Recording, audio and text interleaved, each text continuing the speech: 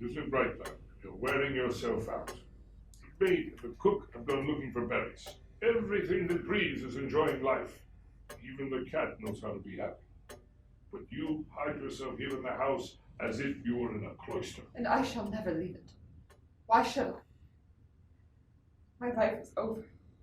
He lies in his grave, and I have buried myself within these four walls. We are both dead. There you are again. It is awful to listen to, so it is. Nikolai Mikhailovich is dead. It was the will of the Lord, and the Lord has given him eternal peace. You have grieved over it, and that ought to be enough. My wife died a few years ago. I grieved for her. I wept a whole month, and then it was over. Must you be forever singing lamentations? Beauty can't last forever. 10 short years are over. You'll be glad enough to go out a bit and meet the officers. And then it will be too late. Please don't speak of such things again. You know very well that since the death of Nikolai Mikhailovich, my life means absolutely nothing to me. You think I live, but it only seems so. Do you understand? Oh, that his departed soul may see how I love him. I know it's no secret to you that he was often unjust to me, cruel, and he wasn't faithful. But I shall be faithful to the grave and prove to him how I can love. There, in the beyond, he shall find me as I was until his death. What is the use of all these words when you'd so much rather go walking in the garden, or have Toby or Wellican harnessed to the trap and visit the neighbors? Madam, here, madam, what is it? How he loved Toby so. He always drove him to the Korchigins or the Vlasovs. God, what a wonderful horseman he was. How fine he looked when he pulled at the reins with all his might. Oh, Toby. Give him an extra measure of oats today. Yes, ma'am. What is that? I'm at home to no one. Yes, ma'am.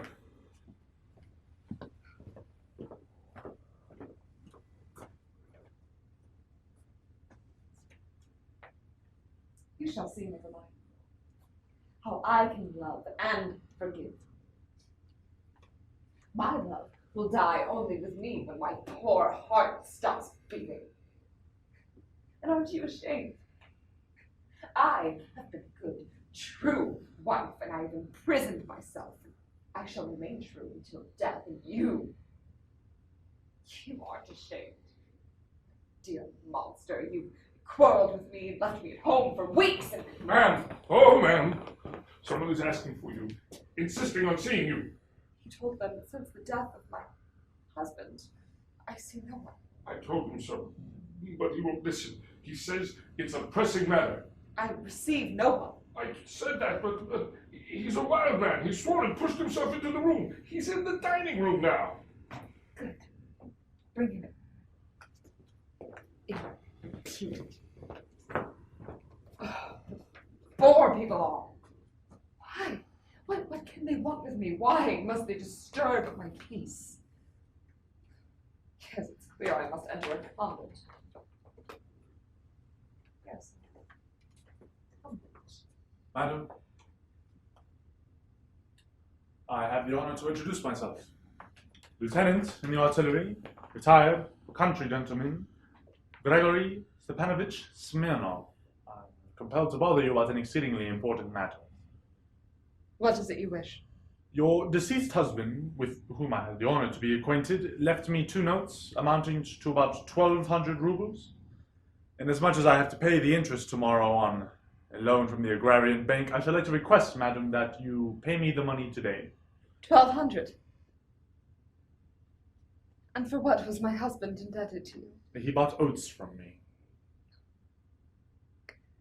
Don't forget to give Toby an extra measure of oats.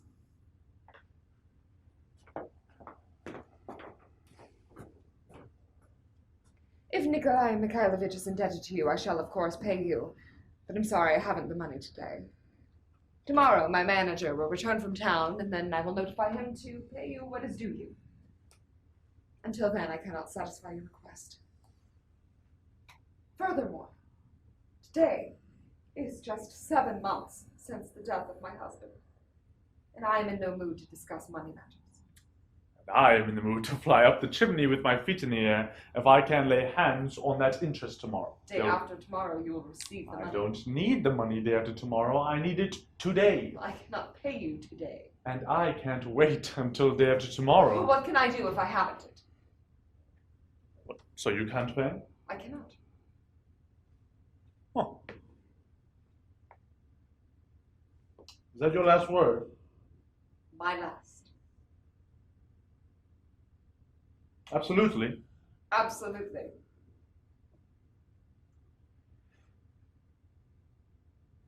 I need money. I feel the knife at my throat. And now at last I come here, 70 leagues from home, hope for a little money, and all you give me is moves. I thought I made it very clear to you that my manager will return from town, and then you will receive your money. I did not come to see your manager. I came to see you. What the devil, pardon my language, do I care for your manager? Really, sir, I am not used to such language or such manners. I shan't listen to you any further. Then I shall sit here until I get the money. You will pay me day after tomorrow? Excellent. Here I stay. Or do you think I'm joking?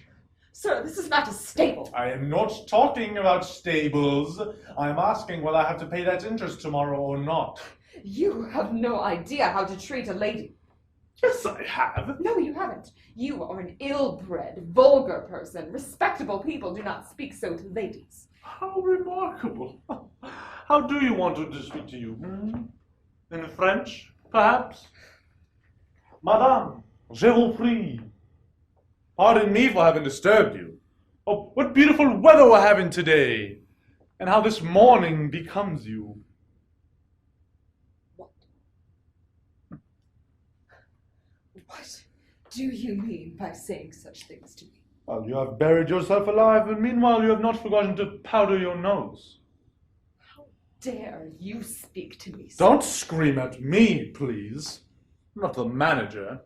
Allow me to call things by their right names. I'm not a woman, and I'm accustomed to say what I think. So please, don't scream. I am not screaming. It is you who is screaming.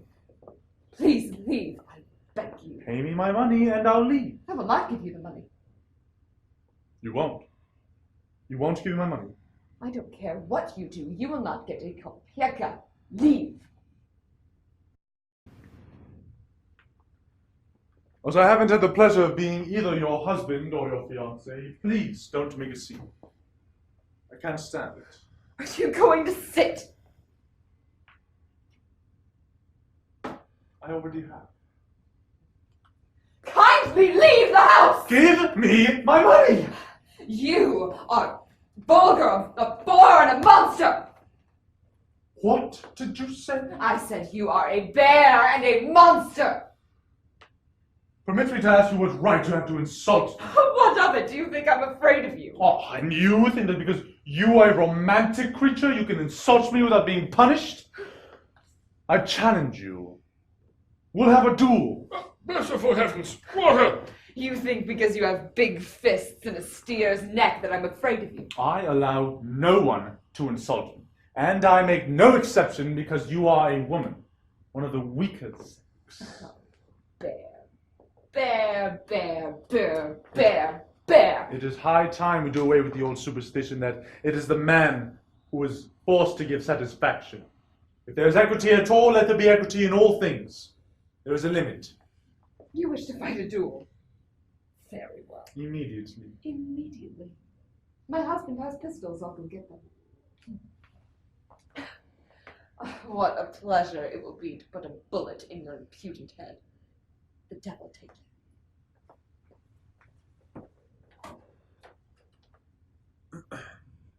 I'll shoot her down. I'm no fledgling. A sentimental young puppy. No, for me, there is no weaker sex. Oh, sir, have mercy on me, an old man, and go away. You've already frightened me to death, and now you want to fight a duel. A duel. That's equity. Emancipation. That way the sexes are made equal. I'll shoot her down as a matter of principle. On my honor.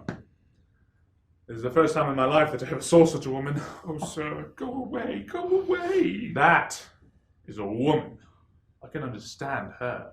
A real woman. Not shilly-shallying, but fire, powder, noise. Oh, it would be a pity to shoot a woman like that. Oh, sir, go away. Here are the pistols. But before we have our duel, please show me how to shoot. I've never had a pistol in my hand before. God be merciful and have pity upon us. I'll go get the gardener and the coachman. Why has this horror come to us?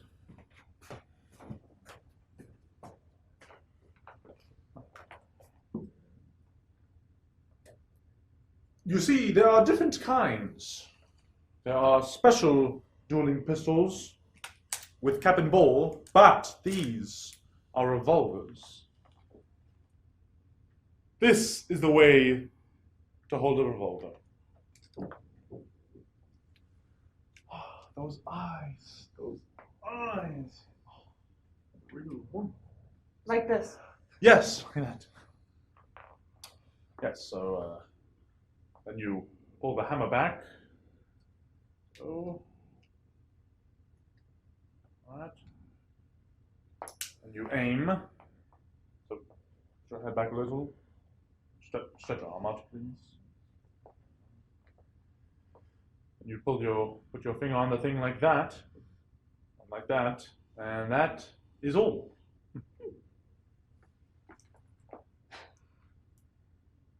Well, it isn't well to shoot inside. Let's go to the garden.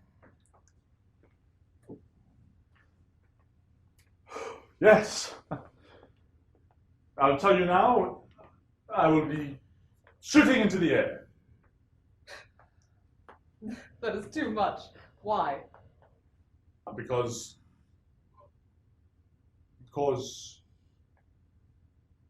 that's my business. You're afraid. Yes. No, dear sir. No flinching. Please follow me. I will not rest until I've made a hole in that head I hate so much. Are you afraid? Yes, I'm afraid. You're lying. Why won't you fight? Because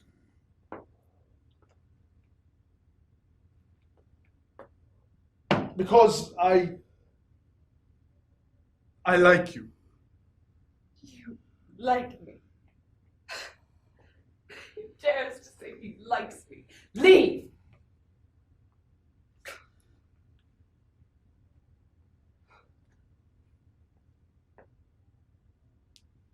Listen, are you still angry? I was mad as the devil, but you must understand it. How do I express myself? I like you. Do you understand? I'm almost in love. Leave! I hate you! Oh, Lord, what a woman!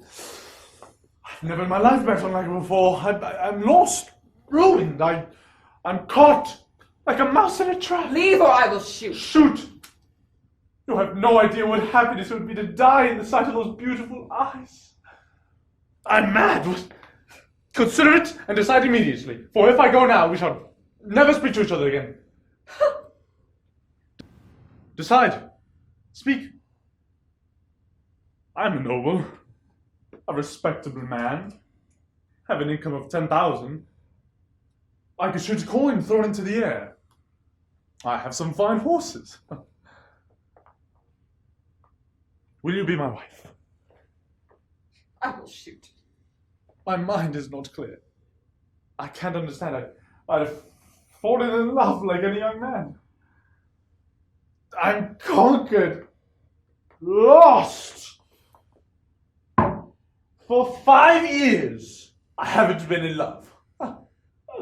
And now I am caught. I beg for your hand. Yes or no?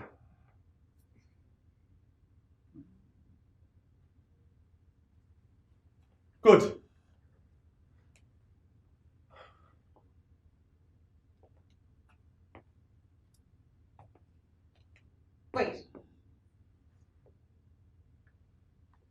Well, Nothing, you make up.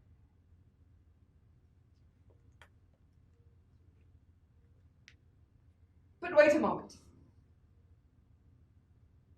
No. Go.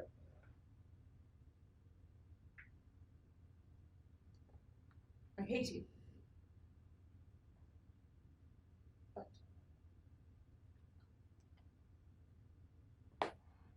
God, if only you knew how angry I was. What are you still standing there for? Leave! oh well. Yes, go.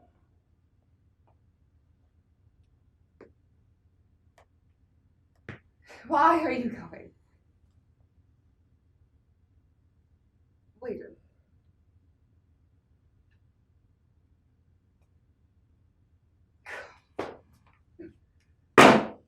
How angry I am. Don't come nearer. Come no nearer. Don't.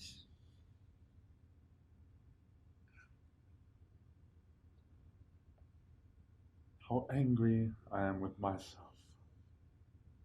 Born in love like a schoolboy. Throw myself on my knees. I love you.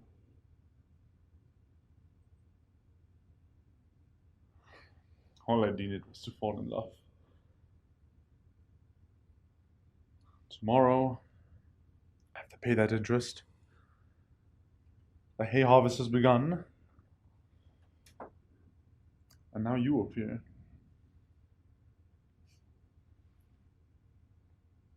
I can never forgive myself.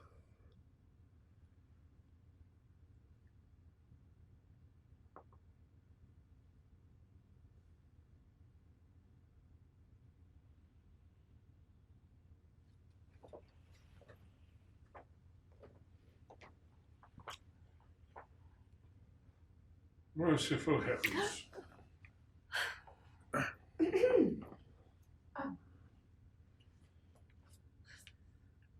Tell them in the stables that Toby is to have no oats today.